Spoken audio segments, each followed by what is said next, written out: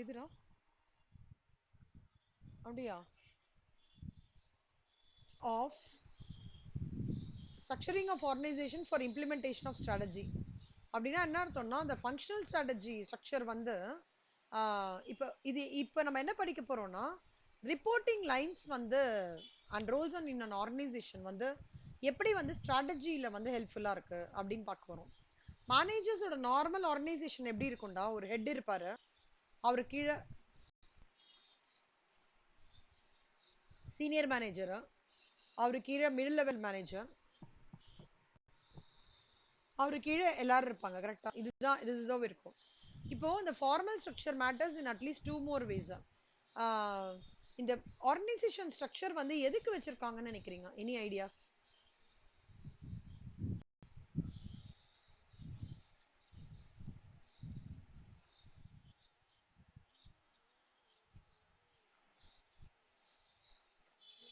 Work பண்றதுக்காக. இன்னொன்னு, இப்போ டாப் சிஇஓ இருக்காருன்னா அவர் வந்து ஜாப் வந்து பிரிக்கும் போது அத்தாரிட்டி அப்படின்ற மாதிரி ஒரு விஷயம் இருக்கு. இந்த அத்தாரிட்டிக்கு பியாண்ட் திஸ் அத்தாரிட்டி இவர் வந்து ஒர்க் பண்ணக்கூடாது, இவரோட அத்தாரிட்டி இவ்வளவுதான் அப்படின்னு சொல்லிட்டு செட் பண்றாங்கல்ல.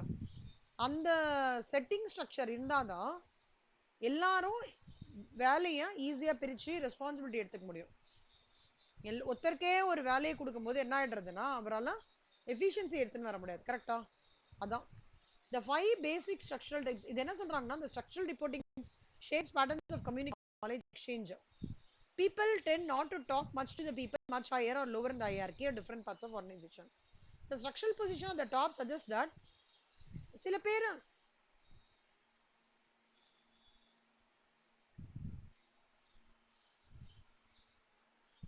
லீடர்ஷிப் வந்து நல்லா பண்ணுவாங்க. சில பேர் பாத்தீங்கன்னா எக்ஸிகியூஷன் நல்லா பண்ணுவாங்க, சில பேர் பிளானிங் நல்லா பண்ணுவாங்க, சில பேர் குவாலிட்டி செக் நல்லா பண்ணுவாங்க. கரெக்டா? ஸோ இந்த மாதிரி வேற வேற வேற ப்ரொஃபைல்ல ஒரு ஆர்கனைசேஷன் ஸ்ட்ரக்சர் எடுத்துட்டு வரும்போது என்ன ஆகும்னா ஓவராலா they will be able to achieve the vision. So எல்லாரும் கான்ட்ரிபியூட் பண்ணுவாங்கடா. இப்போ ஒரு வீட்டில் வந்து ஒருத்தரும் அவங்கவுங்க அவங்கவுங்க வேலையை அவங்கவுங்க பார்த்தாங்கன்னா எவ்வளோ ஈஸியாக இருக்கும். கரெக்டா? அப்போ எண்ட் ஆஃப் த டே என்ன ஆகிடும்? ஹாப்பினஸ் பீஸ்ன்றது இருக்கும்ல, அந்த மாதிரி தான். இப்போ வந்து நிறைய பேசிக் ஸ்ட்ரக்சரல் டைப்ஸ் இருக்கு. Functional, multi divisional, matrix, translational and project. Broadly, the first two of these tend to emphasize one structural dimension over the other, either functional specialism or business units. The three that follow tend to mix structural dimensions more evenly. For instance, trying to give product and all geographical units equal weight. None of these structure is a universal solution to the challenges of organizing. See, the right structure depends on the particular kinds of challenges each organization faces. இப்போ functional ஸ்ட்ரக்சர்ன்றது வந்து இப்போ CEO இருப்பாங்க, CEO கீழே 5 டிபார்ட்மெண்ட்டாக பிரிச்சிருவாங்க கணா. So functional ஸ்ட்ரக்சர்ன்றது is based on primary activities. Primary ஆக்டிவிட்டீஸ்ன்றது இந்த production, finance, accounting, marketing, human resource, ஆர்என்டின்னு இருக்கும். ஓகேவா? இதை வந்து நம்ம வந்து குட்டி கம்பெனிஸ்ல பார்க்கலாம். ஆனா இப்போ பெரிய கம்பெனிஸ்ல எப்படி தெரியுமா இருக்கும்? சிஇஓ இருப்பாரு, அவர் கீழே 3 சீனியர் மேனேஜர்ஸ் அலோகேட் ஆவாங்க. அந்த சீனியர் மேனேஜர்ஸ் கிட்ட கீழே வந்து டிபார்ட்மெண்ட்ஸ் அலோகேட் ஆகும். அந்த மாதிரி ஆகும்போது என்ன ஆகும்னா இன்னொரு கொஸ்டின், ரெண்டு பேரும் ட்ரை பண்ணுங்க.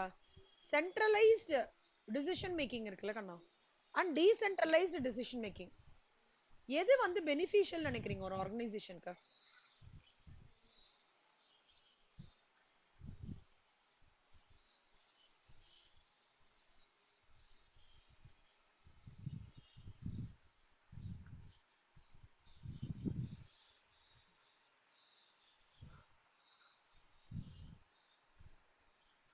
எது நான் ரொம்ப இதுன்னு நினைக்கிறீங்க?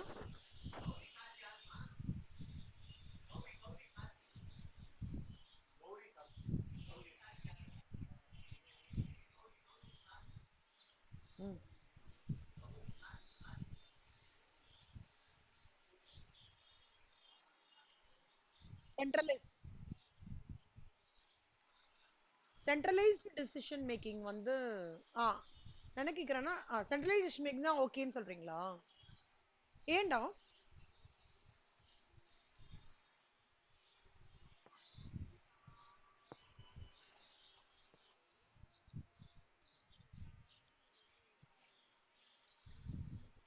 ஒருத்தர் சொன்னானா அப்படியே ஃபாலோ கீழே ஃபாலோ ஆயிடும், பிரச்சனை இருக்காதுன்னு. ஓகே. சிவசங்கரி நீங்க என்ன நினைக்கிறீங்க? டீசென்ட்ரலைஸ்டு ஓகேவா, சென்ட்ரலைஸ்டு ஓகேவா?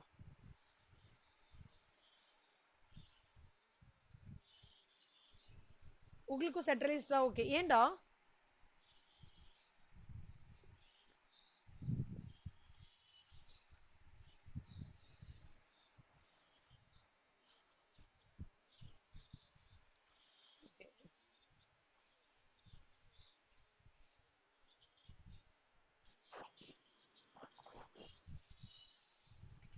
கரெக்ட்.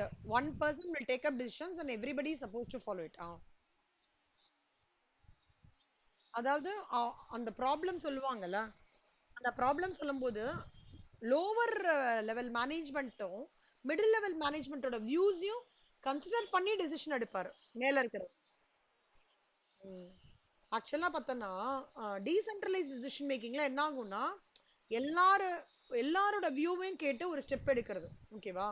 சென்ட்ரலைஸ்டு டிசிஷன் மேக்கிங்ன்றது ஒரே ஆளு மோனோபொலி மாதிரிடா. நானே ராஜா நானே மந்திரி, ஹிட்லர் மாதிரி நான் சொல்றதை தான் நீங்க கேட்கணுன்றவன். அப்ப என்ன ஆகும் தெரியுமா? பிடிச்சிருக்கோ பிடிக்கலையோ அந்த இவன் அப்ப வந்து மோட்டிவேஷன் ரொம்ப இருக்காது சென்ட்ரலைஸ்ட்ல. பட் டீசென்ட்ரலைஸ்ட்ல ஹை லெவல் ஆஃப் மோட்டிவேஷன் இருக்கும், மொரேல் பயங்கரமா இருக்கும், ப்ரொடக்டிவிட்டி பயங்கரமா இருக்கும். அதாவது ஒரு கிட்டத்தட்ட ஃபுல்லா எம்ப்ளாயியோட கம்ப்ளீட் எஃபிஷியன்சியை வந்து அவங்க கொடுப்பாங்க.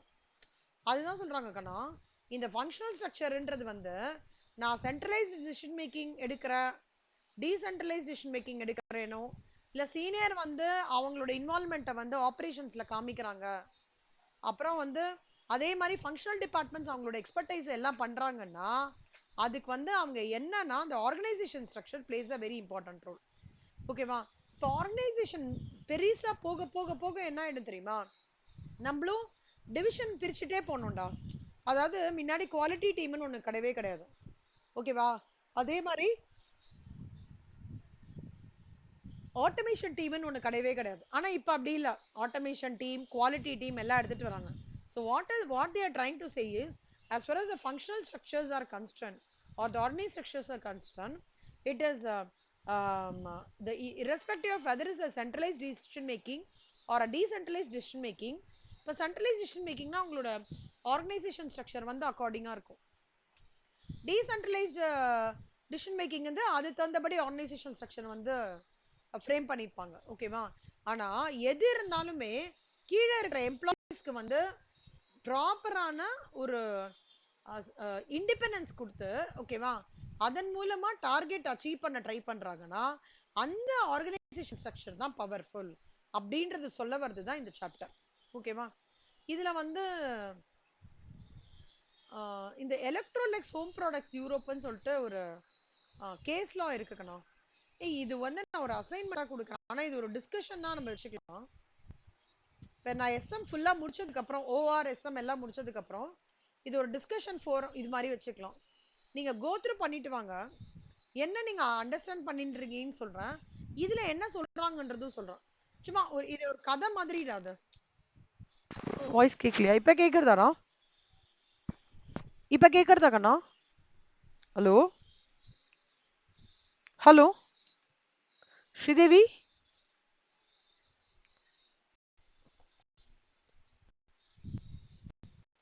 ஹலோ.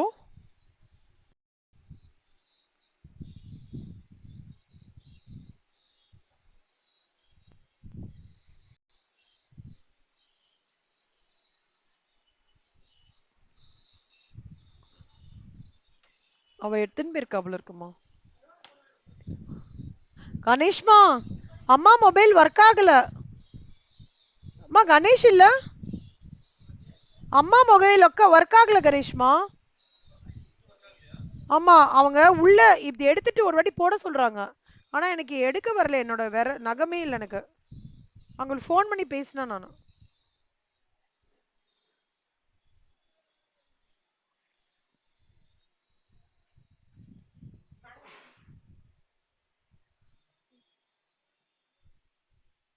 கேக்குறதாடா? எனக்கு கொஞ்சம் நெட் டவுன் ஆயிடுச்சுடா, சாரி, டிஸ்கனெக்ட் ஆயிடுச்சு. ஒரு நிமிஷம் கண்ணா.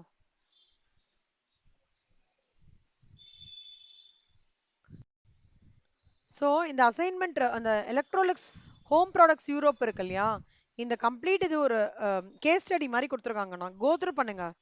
கோத்ரூ பண்ணிட்டு சும்மா ஒரு டிஸ்கஷன் செஷன் மாதிரி வச்சுக்கலாம். சரியா? இதுல ஃபர்ஸ்ட் மல்டி டிவிஷனல் ஸ்ட்ரக்சர்னு ஒன்று ஆரம்பிக்கும். அவங்களோடது எப்படி இருக்கும்னா, ஃபர்ஸ்ட் சிஇஓ இருப்பாங்கடா, அப்புறம் சப்போர்ட் சர்வீசஸ் இருப்பாங்க. அது 2 டிவிஷனா பிரியும். அந்த ஒவ்வொரு டிவிஷனும் ஒவ்வொரு டிபார்ட்மெண்ட்டுக்கு எடுத்துட்டு போவாங்க. அதுதான் வந்து மல்டி டிவிஷன். மல்டி டிவிஷன்ஸ்னா என்ன? டிவிஷன் இப்ப டிவிஷன் சினா அங்க ஒரு மார்க்கெட்டிங், ஆப்ரேட்டிங், பர்சனல் இருக்கும். டிவிஷன் டில மார்க்கெட்டிங், அதுதான் வந்து மல்டி டிவிஷன். மல்டி டிவிஷனோடது எப்படி இருக்கும்னா, more of separate divisions on the basis of products, services or geographical areas.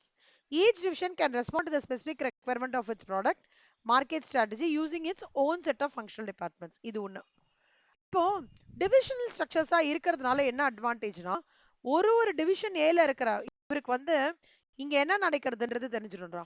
இப்ப நம்ம டிரான்ஸ்ஃபர் பிரைசிங்ல படிச்சிருக்கோம்ல, இந்த டிவிஷன் ஏல இருக்கிற பர்சன் வந்து அவங்க he will be accountable for the division A part of it. அதே மாதிரி டிவிஷன் பி ஓடது வந்து he will be accountable for division B ஓட பார்ட். அப்ப டிவிஷன் ஏ டிவிஷன் பி வந்து இவர் வந்து இவரோட டிவிஷனுக்கான அதாவது போனஸ்க்காக பேசுவார். ஓகேவா? ப்ராஃபிட்காக பேசுவார். அதே மாதிரி இந்த இதுக்கு வந்து இந்த போனஸ்க்காக பேசுவார். ஓகேவா? அதுதான் அந்த மல்டி டிவிஷனல் ஸ்ட்ரக்சரோட கிரக்ஸ். இன்னொன்னு, இந்த மாதிரி division A division B, division ஏல மார்க்கெட்டிங் இருக்கு, டிவிஷன் பில ஆபரேஷன்ஸ் தான் இருக்குன்னா கான்ஃபிளிக்ஸ் வரதுக்கு ஜாஸ்தி ஆயிடும்.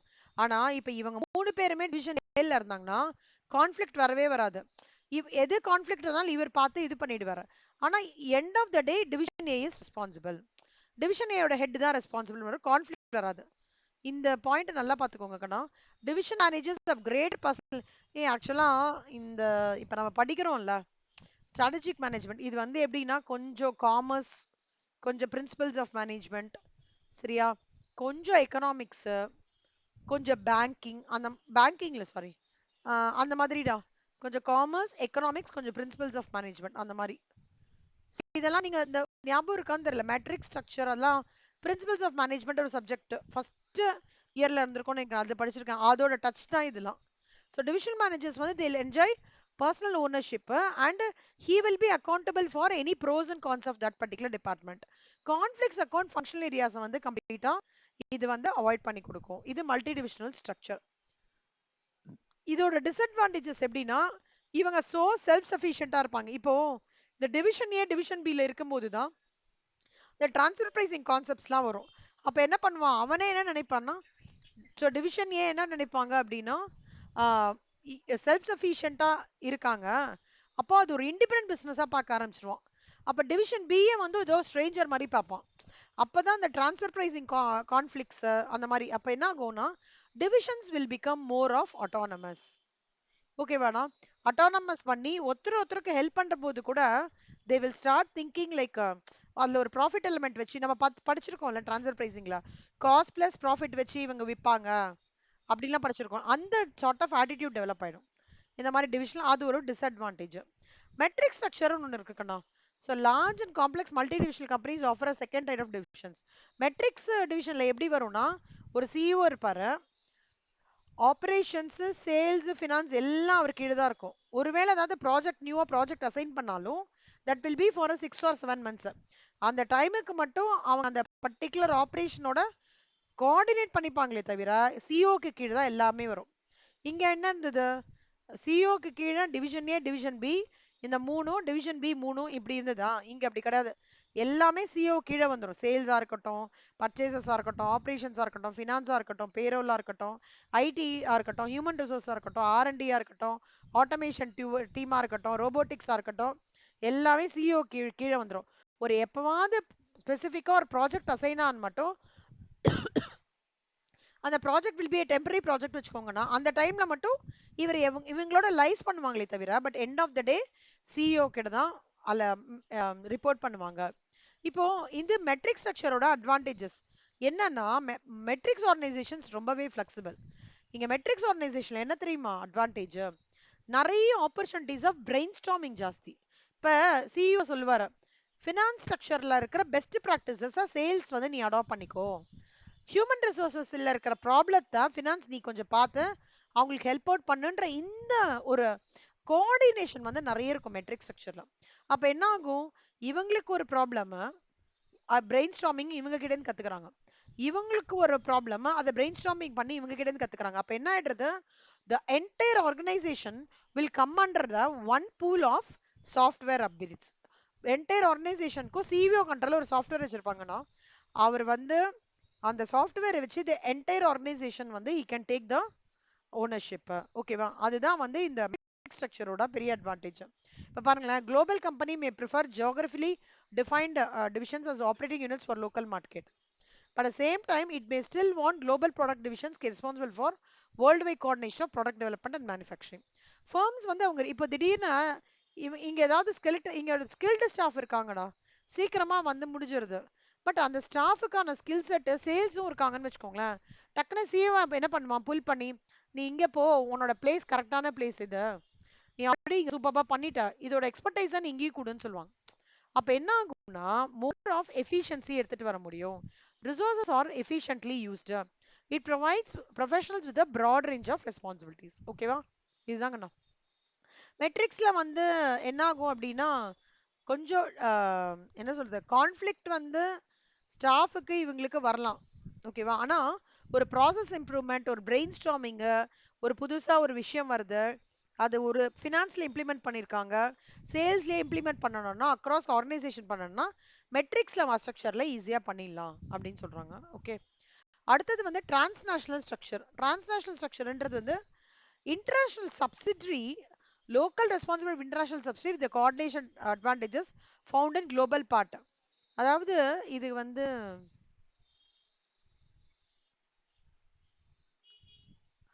இதுக்கு மட்டும் நான் ஒரு எக்ஸாம்பிள் மண்டே சொல்றேன்டா. Okay, transnational structure.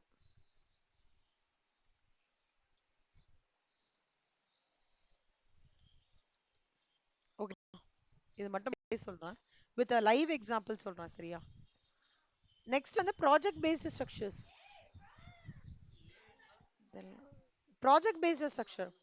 Project based structure is one where teams are created, undertake the work and are then dissolved. This can be particularly appropriate for organizations that deliver large and expensive goods or services. இப்போ இந்த civil இன்ஜினியரிங்லாம் இருக்காங்களா, ஒரு construction site இருக்கும், 1.5 வருஷம் அந்த சைட்ல work பண்ணணும்னா அது ப்ராஜெக்ட் பேஸ்ட் ஸ்ட்ரக்சர்ஸ். அப்புறம் organisation structure is a constantly changing collection of project teams. Create a street, ஒரு 1.5 வருஷம் தாண்டா அவங்க இருப்பாங்கல்ல அந்த சைட்ல, அந்த சைட் முடிஞ்சதுக்கு அப்புறம் அந்த அந்த அவங்க constantly changing collection of project teams. ஒரு 1.5 வருஷம் நீங்க உங்க ப்ராஜெக்ட் டீம்ஸ் பார்த்துருக்கீங்களா? ஸ்ரீதேவி, சிவசங்கரி, ஸ்ரீதேவி, எப்பவாவது ஏதாவது கம்பெனிஸ்ல ஒரு ப்ராஜெக்ட் சேஞ்ச் ஒரு 7 மாசம் தானே இருக்கும் அந்த ப்ராஜெக்ட், சும்மா ஒரு சாஃப்ட்வேர் இம்ப்ளிமெண்டேஷனுக்காக அந்த ப்ராஜெக்ட் எடுத்துட்டு வந்திருப்பாங்க, அவ்வளவுதான். அந்த ப்ராஜெக்ட் பேஸ்ட் ஸ்ட்ரக்சர்னா ஒரே ஒரு ஹெட் இருப்பாங்க, அவங்களை சுத்தி 4 பேர் இருப்பாங்க, 4 பேர் எல்லா வேலையுமே சொல்லுவாங்க, குவாலிட்டியும் பண்ணுவான், ஐடி ஒர்க்கும் பண்ணுவான், ஓகேவா, பிசினஸ் பார்ட்னரிங்கும் பண்ணுவான், எல்லா வேலையுமே பண்ணுவான், கான்ஃபரன்ஸ் மீட்டிங் புக் பண்றது எல்லாமே பண்ணுவான். ஒன்ஸ் அந்த ப்ராஜெக்ட் முடிச்ச உடனே அந்த டீமே டிசால்வ் பண்ணிடுவாங்க. அதுதான் கரெக்டரா, ஜாயிண்ட் வெஞ்சர், கரெக்ட்.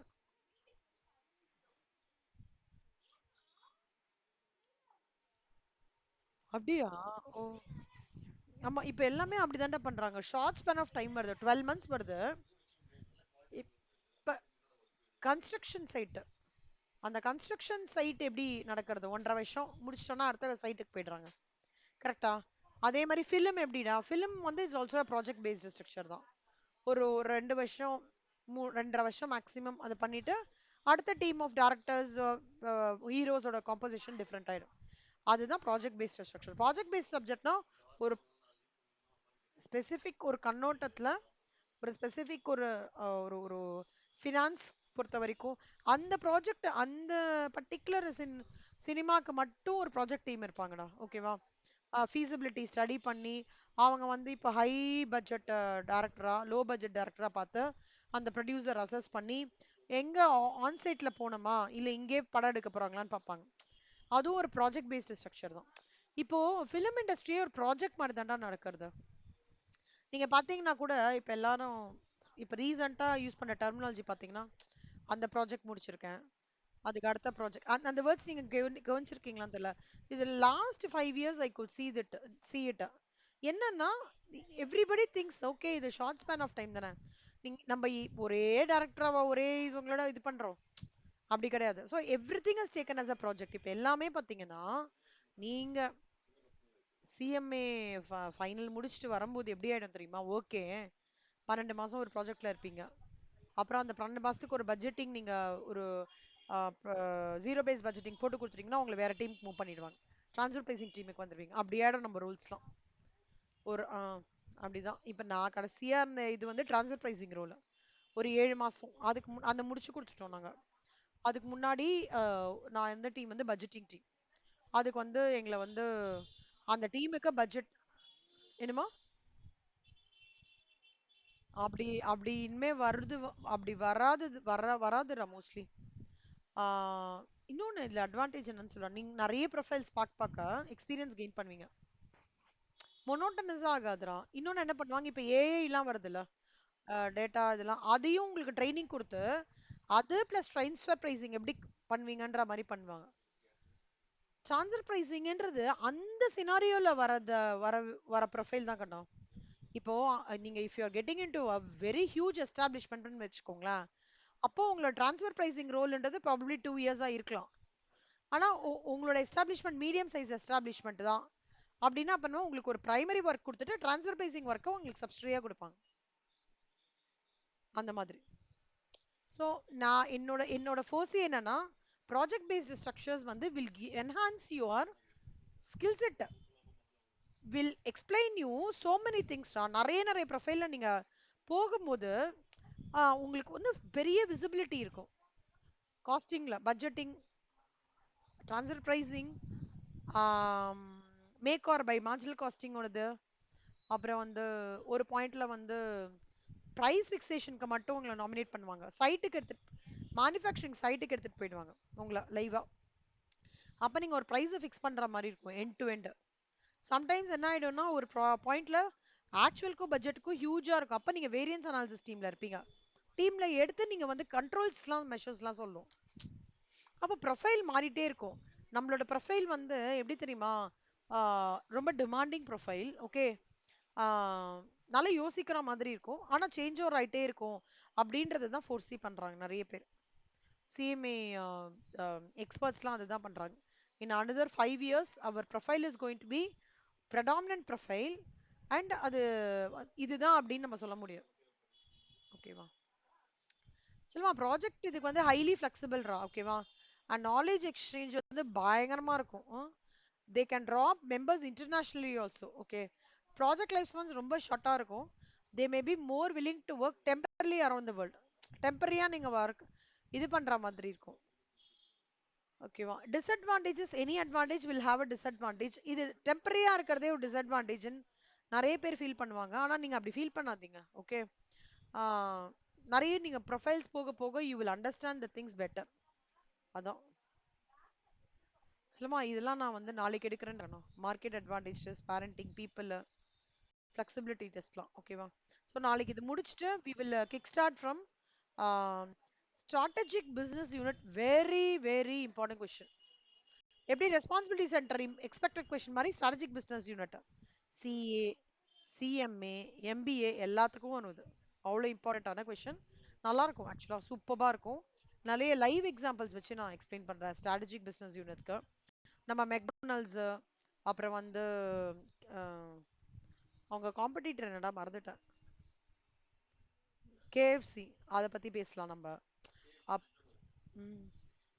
பிபிஆர் வந்து பிசினஸ் ப்ராசஸ் ரீஇன்ஜினியரிங், அதை பத்தி நான் நிறைய லைவ் இதெல்லாம் சொல்றேன், எப்படி வந்து அது கான்ட்ரிபியூட் ஆகுது அதெல்லாம். ஸோ நல்லா இருக்கும் இது. இனிமே நம்ம வந்து எப்படின்னா ஒரு டாபிக் பார்க்குறோம்னா it will be associated with an example, live example அந்த மாதிரி இருக்கும்.